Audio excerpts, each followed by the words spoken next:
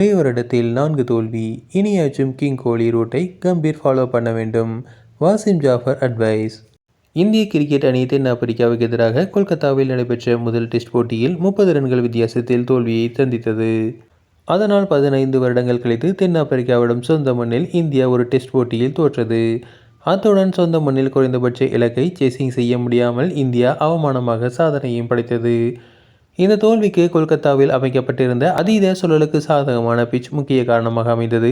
இத்தனைக்கும் கடந்த வருடம் நியூசிலாந்துக்கு எதிராக இந்தியா சொந்த மண்ணில் ஒயிட் வாஷ் தோல்வியை சந்திக்க சூழலுக்கு சாதகமான பிட்சுகள் முக்கிய காரணமானது.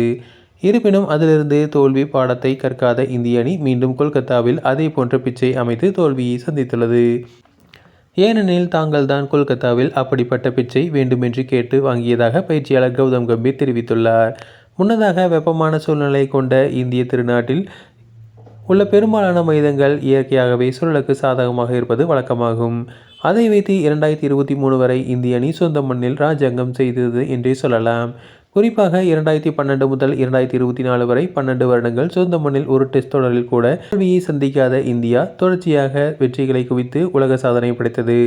அதிலும் குறிப்பாக விராட் கோலி தலைமையிலான 2014 முதல் 2021 வரையிலான 8 வருடங்களில் இந்தியா சொந்த மண்ணில் வெறும் 2 டெஸ்ட் போட்டிகளில் மட்டுமே தோல்வியை சந்தித்தது.